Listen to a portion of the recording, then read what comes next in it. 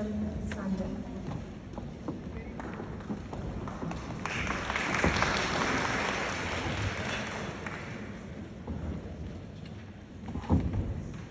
Thank you all very much. That's how I did my sessions.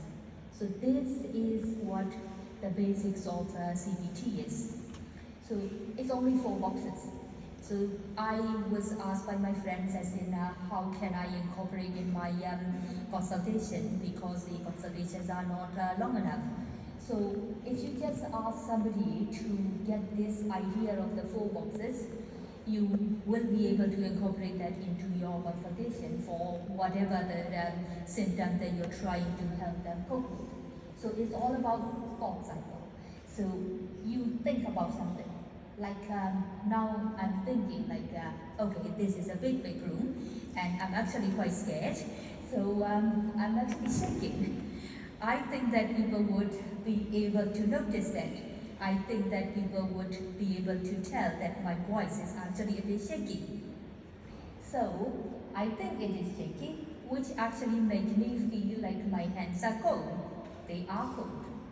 And for that physical symptoms, normally what I might try and do is I will try and hide my hands in somehow, and that would come up to the behavior, so it affects your behavior. But if we try to bring everything back down, like the thought about this room being big, and I actually felt like I'm not exactly an expert in CBT, and I think that people might be able to notice that. So this thought is actually not a fact, because if I think with my rational brain, I know it's not a fact, and I know that these people here are not there to judge me. So if I actually change that, the emotions, the feelings that I got are going to be a lot less, and it will actually be, my fingers are going to be a lot less cold, I'll be less clammy, and my physical symptoms will be a lot more relaxed. I'll be able to do more gestures and everything. And that would give me a flair of a person who is a lot more confident. So that is the kind of cycle that we try to teach to our clients. So if we try to put that into what the actual therapists say. So if somebody can recognize how their negative thought biases affect what they do, they may be able to change the way they think, the way they perceive, and the way they behave. I won't be able to go through all of that, but if you look at some of it on the top, so for somebody who has got menopause, they might have some sort of fortune-telling kind of thought. I'm not going to sleep at all tonight. That would basically come down to, okay, if I don't sleep, I'm not going to be able to function tomorrow, all of my work tomorrow is going to be jeopardized, etc. The next thing, the kind of negative thought you could have is all or nothing. You'll be thinking like, that's going to be an absolute waste of a night. I'll go to bed and I'm not going to sleep. And then tomorrow morning I have this meeting, again that's going to be an absolute waste of time because I'm going to be rubbish. So the CBT or any other therapist actually like knowing these names in their reds, because if you can label it, you know that, okay, because I can label it, that means that is a negative bias thought. So every negative bias thought, you can try and check it. You can fact check it, saying like, okay, I think that, but is that a fact? Is it actually happening?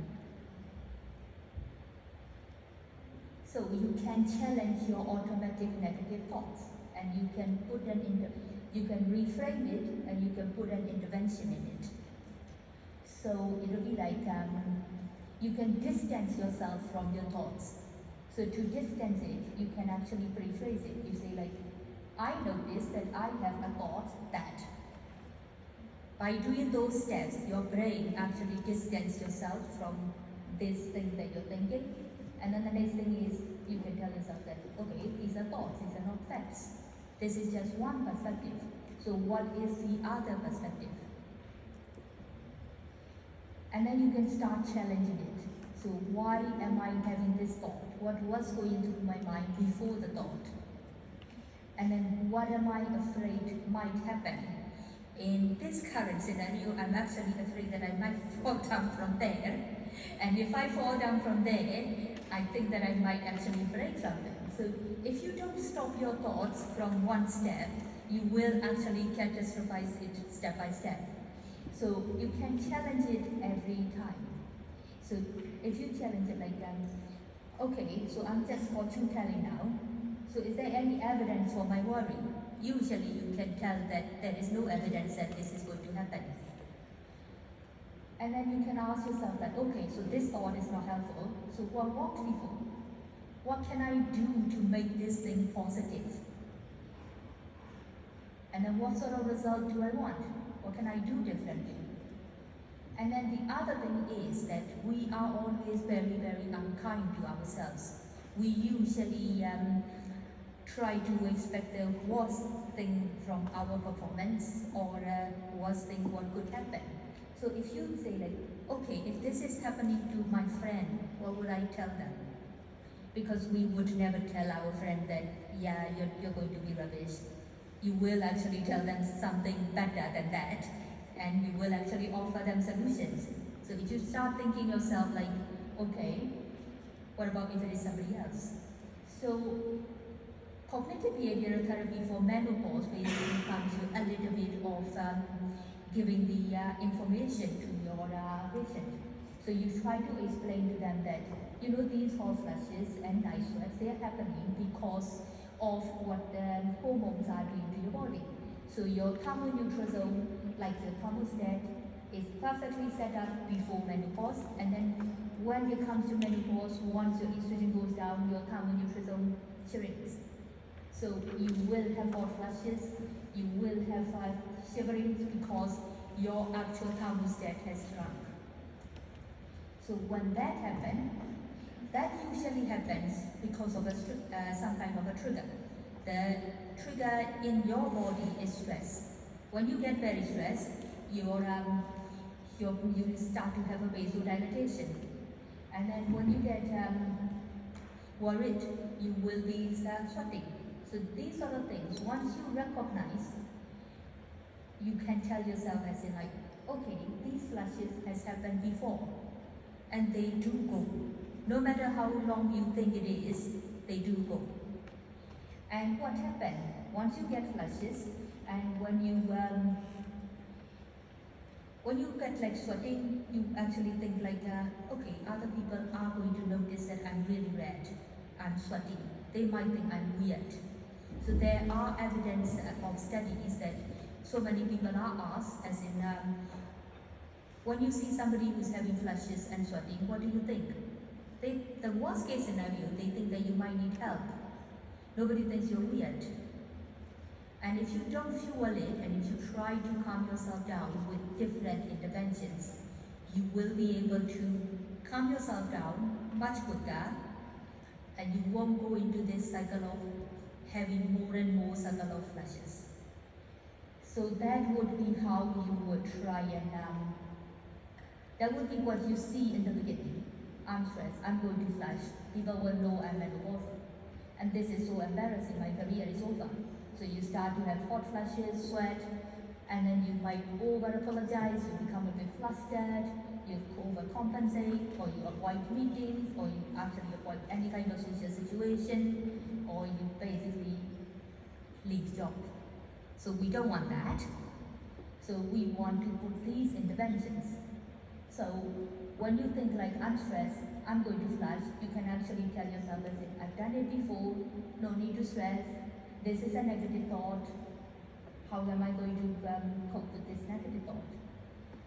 If you can't get yourself into that state, and if you suddenly get into flushes, you can tell yourself again that this is not permanent, this has gone before, it will go.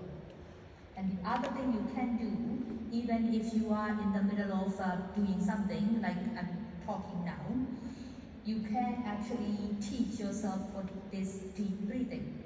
And the deep breathing doesn't have a rule. I mean, proper therapist might actually give you a rule. I don't have a rule. I basically teach my patients, my clients to try and imagine something square. And then if you imagine something square, and if I get anxious while I'm doing this, I might actually start slowing my talk, because I want to be able to give myself some time to breathe through one corner to the other corner. So I would be talking slower and breathe through this way, and then breathe out through this way. So if you practice it, you can actually do it. If it makes you feel better, you can choose a smaller square. You want a square because you don't want a rectangle and you breathe in long and then breathe out slow kind of thing. You want a smaller square, and that would work. And they call it diaphragmatic breathing. So you try to breathe in, breathe out. Once you practice a bit more, you'll be able to do that without looking too obvious. Not that it's actually wrong with looking obvious. You can actually tell people that, oh, I think I'm a little bit overheated now. Let me just breathe a few breaths. Then have your coffee, have your cup of tea, whatever, and then you can restart. So that's the kind of thing that you can easily do in your day-to-day work. And it's not just hot flushes, any kind of stress that will work. So the other bit, Zoe has already spoken much about CBT and in insomnia. So CBTI is the separate cognitive behavioral therapy. CBTI basically uses the interventions as cognitive interventions, as in you try to give you different kind of thought interventions, and then you try to put behavioral interventions, and then psychoeducational. So we have got this belief that you must sleep constantly. You won't, because you actually sleep in cycles. So once you can actually explain to the patients that if you had a good sleep cycle, even if it is about like 3 cycles in a night, you're okay. So you don't need to kill yourself for not having a whole night's sleep. And CBTI basically works on that. So the sleep interventions that Zoe has already spoken about. So that's pretty much it. So can you put it in your day-to-day consultation? You can. You can put these 4 blocks. You can teach people how to change their thoughts. You can teach people how to do that square breathing. That's it. Thank you very much.